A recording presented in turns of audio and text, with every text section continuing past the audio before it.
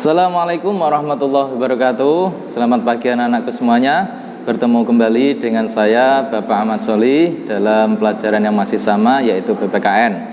Sebelum kita memulai pelajaran, marilah kita berdoa. Semoga dalam belajar nanti kita mendapatkan kemudahan dari Allah.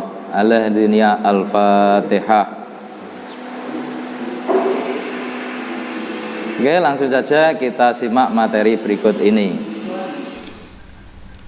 Perumusan dan pengesahan Undang-Undang Dasar Negara Republik Indonesia tahun 1945. Perlu diketahui bersama anak-anakku semuanya, Undang-Undang Negara Republik Indonesia tahun 1945 ini dijadikan sebagai konstitusi negara dan hukum dasar dari negara. Tata penyelenggaraan Undang-Undang Dasar Negara Republik Indonesia tahun 1945 ini sebagai warga negara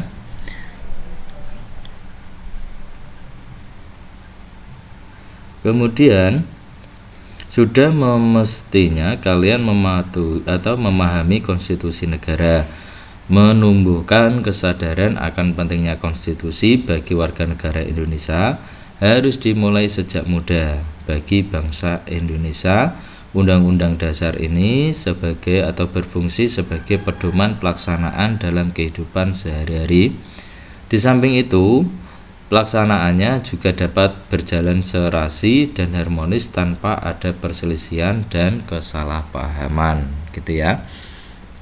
Yang A, perumusan dan pengesahan Undang-Undang Dasar Negara Republik Indonesia tahun 1945. Bahwa Undang-Undang Dasar ini 1945 juga merupakan hukum dasar yang sah dan berlaku. Oleh karena itu, Undang-Undang Dasar 1945 memiliki arti penting bagi bangsa Indonesia yang harus kita terapkan dan amalkan isinya. Yang pertama yaitu perumusan Undang-Undang Dasar Negara Republik Indonesia tahun 1945. Pada sidang BPUPKI tanggal 11 Juli tahun 1945 ini membentuk 3 panitia kecil. Yang pertama yaitu Panitia Perancang Undang-Undang yang diketuai oleh Insinyur Soekarno. Yang kedua yaitu Panitia Perancang Keuangan dan Perekonomian yang diketuai oleh Muhammad Hatta. Dan yang ketiga adalah Panitia Perancang Pembelaan Tanah Air yang diketuai oleh Abhigosno Cokrosujoso. Ya, bahwa Undang-Undang Dasar Negara Republik Indonesia tahun 1945 ini ditetapkan oleh PPKI pada tanggal 18 Agustus. Kemudian 1 hari setelah proklamasi kemerdekaan Indonesia, pembahasan Undang-Undang Dasar Negara ini kemudian dilakukan dalam sidang BPUPKI. Sidang pertama pada tanggal 29 Mei sampai 1 Juni, kemudian dilanjutkan pada sidang kedua yaitu tanggal 10 sampai 17 Juli. Pada sidang pertama dibahas tentang dasar negara, sedangkan pembahasan rancangan undang-undang dasar dilakukan pada sidang yang kedua. Itu ya.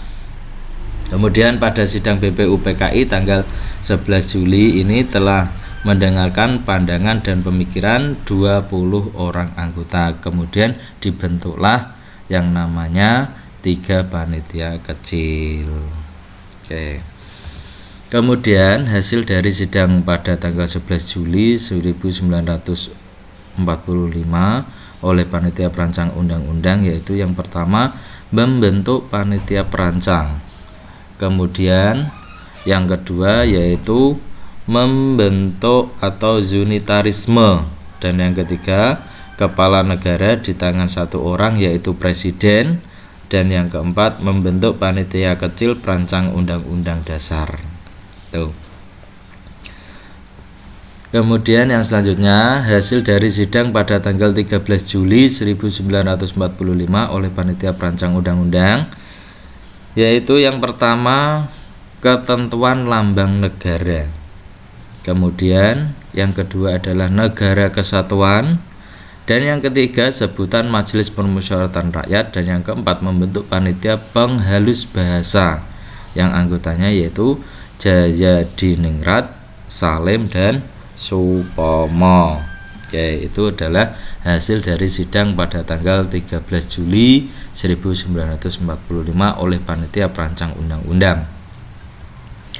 Yang selanjutnya hasil dari sidang pada tanggal 14 Juli tahun 1945 oleh panitia perancang undang-undang, yaitu pada tanggal 14 Juli BPUK PKI menerima laporan panitia perancang undang-undang dasar yang dibacakan oleh Insinyur Soekarno.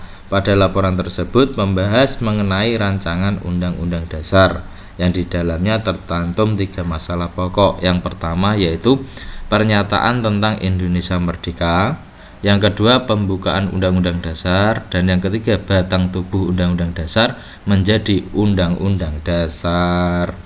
Kemudian yang selanjutnya sidang pada tanggal 15 Juli 1945 oleh panitia perancang undang-undang ini, yaitu dengan agenda melanjutkan acara atau pembahasan rancangan undang-undang, ya.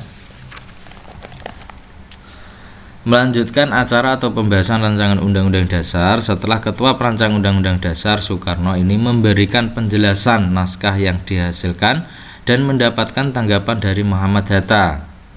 Kemudian lebih lanjut oleh Supomo sebagai panitia kecil perancang undang-undang dasar diberi kesempatan untuk memberikan penjelasan terhadap naskah undang-undang dasar yang akhirnya diterima dengan suara bulat pada sidang BPU PKI, yaitu tanggal 16 Juli 1945 pada tanggal 7 Agustus 1945 BPU PKI dibubarkan dan diganti dengan Panitia Persiapan Kemerdekaan Indonesia yang disingkat dengan PPKI. PPKI diresmikan tanggal 9 Agustus 1945 gitu ya. Jadi pada sidang tanggal 15 Juli ini panitia perancang undang-undang itu melanjutkan dari sidang-sidang sebelumnya. Kemudian pada tanggal 16 Juli 1995 saat sidang BPU PKI, maka undang-undang dasar ini diterima dengan suara bulat dan secara otomatis undang-undang ini sudah diterima menjadi undang-undang dasar bagi negara Indonesia. Yang kedua yaitu pengesahan Undang-Undang Dasar Negara Republik Indonesia tahun 1945. Pada tanggal 18 Agustus 1945, sidang PPKI ini menghasilkan yang pertama, mengesahkan Undang-Undang Dasar Negara Republik Indonesia tahun 1945.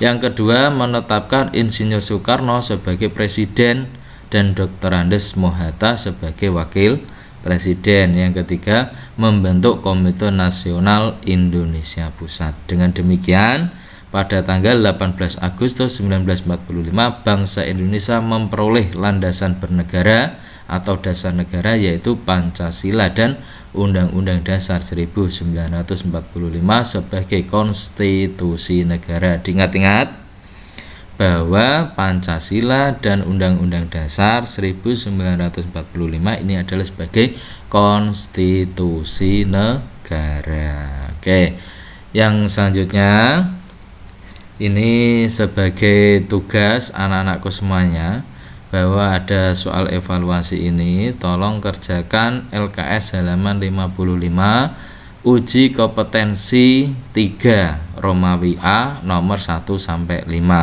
Nanti untuk linknya ada di bawah video ini. Sekian, selamat mengerjakan.